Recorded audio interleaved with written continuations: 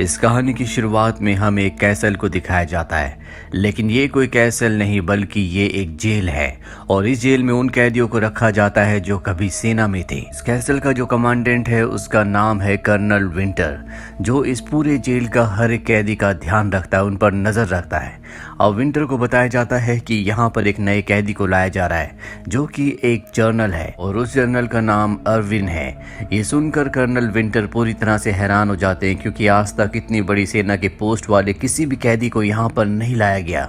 साथ ही यहाँ पर जितने कैदी होते हैं वो भी ये सब सुनकर हैरान होते हैं और सब के सब जनरल अर्विन को देखने के लिए पहुंच जाते हैं। जनरल अर्विन को यहाँ पर इसलिए भेजा गया था क्योंकि उन्होंने 8 सेना के फौजियों को यानी कि आर्मी सोल्जर्स को एक ऐसे मिशन पर भेजा था जिसके लिए प्रेसिडेंट ने मना किया था, लेकिन उन्होंने उनके हुक्म का पालन नहीं किया और उन 8 सोल्जर्स को मिशन पर भेज दिया, जिसके बाद सब के सब मारे गए और इसीलिए अब उन्हें इस जेल में भेजा गया है, जहां उन्हें सबसे पहले कर्नल विंटर के पास ले जाया जाता है।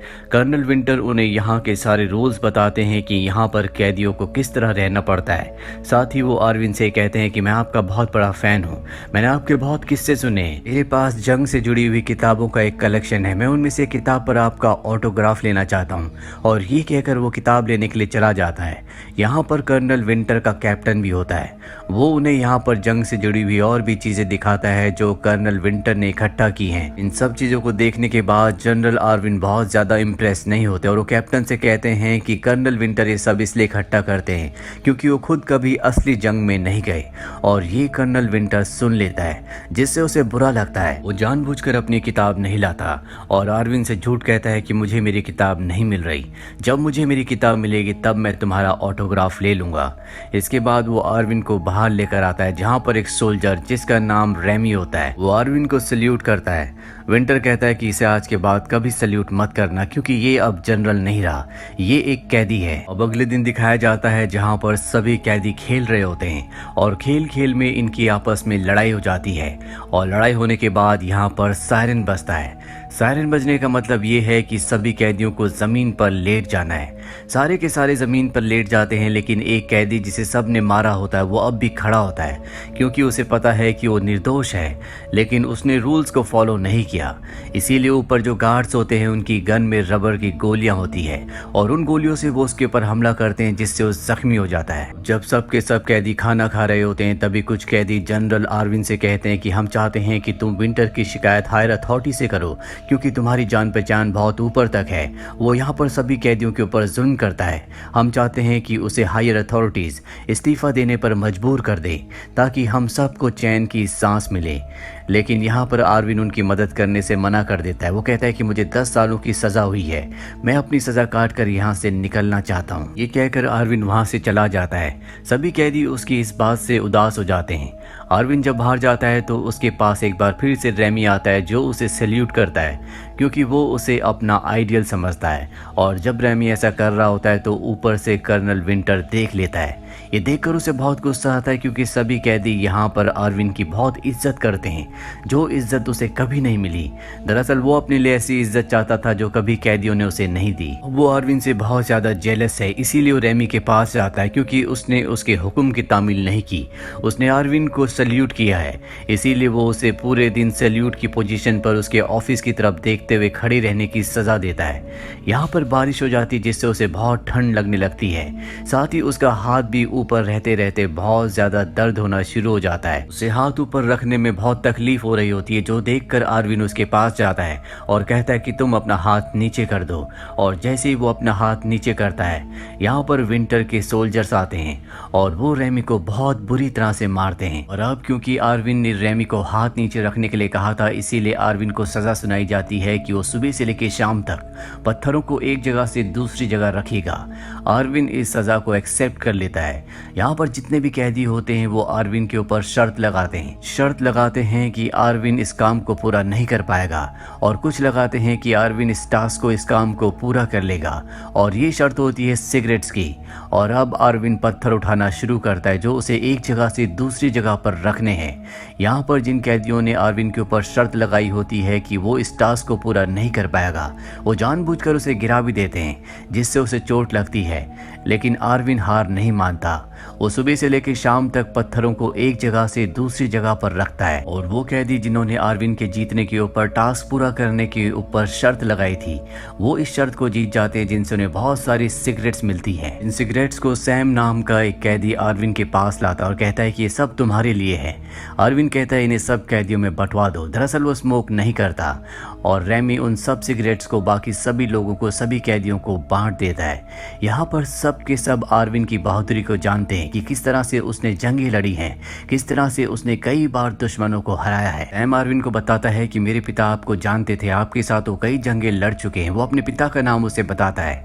आरविन कहता है कि मैं तुम्हारे पिता को जानता था, वो बहुत बहादुर सिपाही थे, उन्होंने मेरे साथ कई जंगें लड़ी हैं, इसीलिए मैं तुम्हारे पिता का शुक्रिया अदा करता हूँ। और ये सुनने के बाद यहाँ पर सैम को अपने पिता पर गर्व होता है। वहीं अगले दिन जब आरविन बाहर आता है तो देखता है कि वहां पर कैदी दीवार बना रहे होते हैं, जो कि कर्नल विंटर ने सबको काम दिया है ताकि उनका दिमाग, उनका शरीर बिजी रह सके। लेकिन यहाँ पर जितने भी कैदी दीवार बना रहे होते हैं वो इस काम से बोर हो रहे होते हैं। आरविन कहता है कि कभी भी किसी काम को इस तरह से नहीं करना चाहिए, बल्कि तुम्हें इस काम को दूसरे एंगल से सोचना चाहिए। तुम्हें ऐसा सोचना चाहिए कि तुम अपने लिए किला बना रहे हो, और जब तुम ऐसा सोचोगे तो तुम्हारे मन में उत्साह आएगा, तुम इस काम को अच्छे से करोगे। यहाँ पर रेमी बैठा होता है। आरविन रेमी से कहता है कि सबको अच्छे से दीवार बनाना सिखाओ। दरअसल रेमी के पिता का यही काम था और इसके बाद रेमी सबको दीवार बनाने का सही तरीका बताता है। सबके सब बहुत उत्साह से दीवार बनाते हैं और एक बहुत ही खूबसूरत दीवार को तैयार करते हैं। ऊपर से कर्नल विंटर ये सब कुछ देख रहा होता है। ये देखकर उसे बहुत ज्यादा जेलसी होती है और वो अपने सोल्जर्स को ऑर्डर देता है कि इस दीवार को तोड़ दिया जाए। दीवार के सामने बुलडोजर लाया जाता है ताकि दीवार को गिराया जा सके, लेकिन बुलडोजर के सामने रेमी खड़ा हो जाता है। वो कहता है कि तुम इस दीवार को नहीं गिरा सकते, हमने इसे बहुत मेहनत से और उम्मीदों से बनाया है। और तब कर्नल विंटर ऑर्डर देता है कि सायरन बजाया जाए। सायरन बजने लगता है, सबके सब कैदी जमीन पर लेट जाते हैं, लेकिन रेमी जमीन पर नहीं लेटता। उसके बाद कर्नल विंटर गोलियां चलाने का ऑर्डर देते और इशारा करते हैं कि उसके सर पर गोली मारी जाए। हालांकि ये गैर कानूनी है। यहाँ रेमी के सर पर रबड़ की गोली लगने से उसकी मृत्यु हो जाती है, तो देखकर सभी सोल्जर्स को गुस्सा आता है। आरविन रेमी की बॉडी को उसी दीवार में दफना देता है जो सब ने बहुत मेहनत से बनाई थी। इसके बाद सभी सोल्जर्स यहाँ पर रेमी को एक शहीद की तरह श्रद्धांजलि देते हैं। उसे सैल्यूट भी किया जाता है, जो आज से पहले इस कैसल में, इस जेल में नहीं हुआ। ये देखकर कर्नल विंटर को बहुत गुस्सा आता है। आरविन के पास उसके सेल में जाता और कहता है कि अगर तुमने इस बारे में कभी किसी को बताया तो मैं तुम्हें हमेशा के लिए काल कोठरी में डाल दूंगा।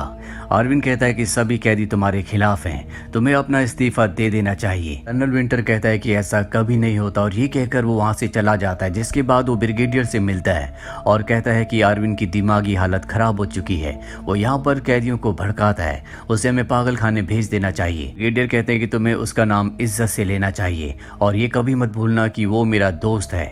इसके बाद ब्रिगेडियर आरविन से मिलने के लिए जाते हैं और कहते हैं कि तुम्हें विंटर के खिलाफ कुछ नहीं करना चाहिए, तुम चाहकर भी उसे उसके पद से नहीं निकाल सकते क्योंकि उसकी पॉलिटिकली बहुत जान पहचान है। आरविन ब्रिगेडियर को बताता है कि वो यहाँ पर कैदियों के ऊपर जुल्म करता है, वो रूल्स को तोड़ता है, सब कैदी उससे परेशान है। ब्रिगेडियर कहते हैं कि तुम्हें कोई खास ठोस सबूत लाना होगा जिसके बाद मैं उसे उसके पद से निकाल सकता हूँ। आरविन उसकी बात मान जाता है और ब्रिगेडियर के जाने के बाद बाकी कैदियों से मिलता और कहता है कि हमें विंटर के खिलाफ किसी न किसी तरीके से सबूतों को इकट्ठा करना होगा ताकि हम उसे उसके पद से निकलवा सके। यहाँ पर सैम भी होता है। आरविन सैम को भी अपने साथ शामिल होने के लिए कहता है, लेकिन सैम मना कर देता है क्योंकि उसे लगता है कि ये अपने प्लान में कभी कामयाब नहीं हो सकते और वहां से चला जाता है। ऊपर से विंटर ये सब कुछ देख लेता, उसे समझ में आ जाता है कि आरविन कुछ ना कुछ प्लान कर रहा है, इसीलिए वो सैम को अपने पास बुलाता है और कहता है कि अगर तुम मुझे उनके प्लान के बारे में बता दो तो मैं तुम्हारी सजा कम करवा दूंगा।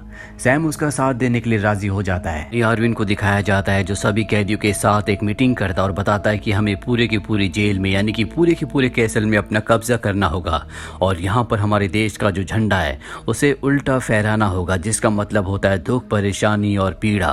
और अगर हम ऐसा कर दें तो ब्रिगेडियर मेरा मेरा जो दोस्त है वो यहाँ पर आएगा और विंटर को उसके पद से हटा देगा, क्योंकि ये उसके खिलाफ एक ऐसा सबूत होगा जिससे सबको पता चल जाएगा कि यहाँ पर वो अपनी मनमानी करता है, जिससे सब के सब कैदी बहुत परेशान हैं। सैम इनकी सारी बातें सुन लेता और वो कर्नल विंटर के पास जाता और उन्हें बताता है कि यहाँ पर जितने भी कैदी हैं वो आरविन के कहने पर झंडे को उल्टा फहराना चाहते हैं ताकि यहाँ पर हाई सिक्योरिटी कमांड आ जाए और उनको यहाँ की परेशानी के बारे में पता चल जाए। ये कहकर सैम वहाँ से निकल जाता है और अब कर्नल विंटर अपने पूरे केबिन में, पूरे ऑफिस में झंडे को ढूंढता है, लेकिन उसे झंडा नहीं मिलता। इसीलिए अगले दिन वो सैम को बुलाता है। सैम उसे बताता है कि मैं तुम्हारी तरफ नहीं हूँ और मैंने वो झंडा चुराया है जो अब तुम्हें कभी नहीं मिलेगा। विंटर उनके प्लान को किसी भी कीमत पर फेल करना चाहता है, इसीलिए सभी कैदियों को ग्राउंड पर आने के लिए कहता है और उसके जो सोल्जर्स होते हैं वो सबके सेल्स की तलाशी लेना शुरू करते हैं। और ठीक उसी वक्त आरविन और उसके जितने भी साथी होते हैं वो दरवाजों को बाहर से चेन से बंद कर देते हैं, जिससे बहुत सारे सोल्जर्स अंदर फंस जाते हैं। विंटर ऊपर से सब कुछ देख रहा होता है। साथ ही यहाँ पर आरविन और उसके जितने भी कैदी साथी होते हैं वो सोल्जर्स के ऊपर हमला भी कर देते हैं। दरअसल इन्होंने पूरी जेल में विद्रोह कर दिया है। कैदियों की तादाद बहुत ज्यादा होती है, इसीलिए सोल्जर्स उनके सामने टिक नहीं पाते। साथ ही इन्होंने यहाँ पर एक कैनन बॉल बनाई होती है जिससे विंटर के ऑफिस पर हमला करते हैं। उसके ऑफिस में आग लग जाती है, लेकिन यहाँ पर फायर अलार्म बज जाता है जिससे आग बुझ जाती है। विंटर इस आग से बच जाता है। वहीं इन्हीं में से एक कैदी ब्रिगेडियर को कॉल करके बता देता है कि यहाँ पर विद्रोह हो चुका है, आपको जल्दी यहाँ पर आना होगा। विंटर अपने सोल्जर से कहता है कि कैदियों के ऊपर पानी के प्रेशर से हमला किया जाए और वो ऐसे ही करते हैं, लेकिन यहाँ पर कैदियों ने पहले से स्टील की शील्ड बनाई होती है जिससे वो पानी से बचते हैं। वहीं ब्रिगेडियर का कॉल विंटर को आता और कहता है कि तुम्हारी जेल में विद्रोह कैसे हो गया, मैं जल्द से जल्द वहां पर पहुंच रहा हूं। विंटर कहता है कि आपको यहां पर आने की जरूरत नहीं है, मैंने पूरे माहौल को, सभी कैदियों को कंट्रोल कर लिया है। विंटर को अब गुस्सा आ चुका है, इसीलिए वो हेलीकॉप्टर से सब कैदियों के ऊपर असली गोलियां चलाने का ऑर्डर देता है, जिससे बहुत सारे कैदी मारे जाते हैं। लेकिन यहाँ पर जो सैम होता है वो हेलीकॉप्टर में चेन फंसा कर उसके ऊपर चढ़कर हेलीकॉप्टर को अपने कब्जे में ले लेता है। यहाँ पर कैदियों ने अपना पूरा का पूरा कब्जा दबदबा बना लिया है। सारे कैदी एक साथ खड़े हो जाते हैं। इसके बाद आरविन को झंडा उल्टा फहराना है। अब जब ऐसा वो करने वाला होता है कि तभी वहां पर विंटर आता है और उसे कहता है कि तुम ये बाजी हार गए, अपने चारों तरफ देखो। और तभी हमें जेल की दीवारों पर दिखाया जाता है जहां पर बहुत सारे सोल्जर्स गन लेकर तैनात होते हैं। दरअसल विंटर ने इन सभी सोल्जर्स को बाहर से जेल के इस माहौल को नियंत्रण करने के लिए बुलाया होता है। वो कहता है कि तुम सबको सरेंडर करना होगा, सबके सब जमीन पर लेट जाओ, नहीं तो सबको गोली मार दी जाएगी। और इस तरह के विद्रोह में असली गोलियां चलाने का ऑर्डर होता है। यहाँ पर कोई भी कैदी जमीन पर नहीं लेटना चाहता। आरविन कहता है कि तुम सबको लेटना होगा। दरअसल वो नहीं चाहता कि और भी कैदियों की जान जाए। आरविन के कहने पर सब के सब जमीन पर लेट जाते हैं, क्योंकि यहाँ पर आरविन की सब बहुत इज्जत करते हैं, उसके ऑर्डर्स को फॉलो करते हैं। लेकिन आरविन जमीन पर नहीं लेटता, वो फ्लैग लेकर आगे बढ़ता है क्योंकि वो फ्लैग को फहराना चाहता है। विंटर अपने सोल्जर्स को ऑर्डर देता है कि आरविन को गोली मार दी जाए, लेकिन उसके ऑर्डर्स को कोई भी फॉलो नहीं करता।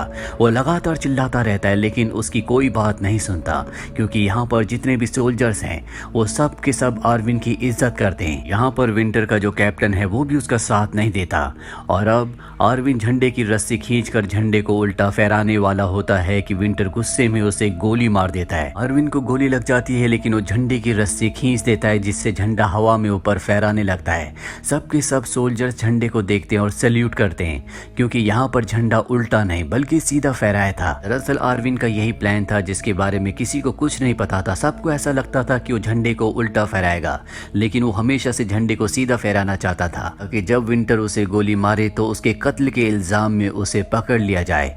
कैप्टन विंटर को हथकड़ियां लगवा देता है। ब्रिगेडियर भी यहाँ पर आ जाता है और इसके बाद उसी दीवार को एक बार फिर से बनवाया जाता है जिसे विंटर ने अपने सोल्जर से बुलडोजर से तुड़वा दिया था। इसके एक हिस्से में आज भी रैमी दफन है। आरविन को भी इसी दीवार में दफन किया जाता है, उसे श्रद्धांजलि दी जाती है और इस दीवार का नाम आरविन के नाम पर रखा जाता है, जो प्रतीक है साहस का, हिम्मत का, बुराई के अत्याचार के खिलाफ लड़ने का, जिंदगी में सही मार्ग पर चलने का। और इसी के साथ ये फिल्म, ये कहानी यहीं पर खत्म हो जाती है। उम्मीद करते हैं कि ये कहानी आपको पसंद आई होगी।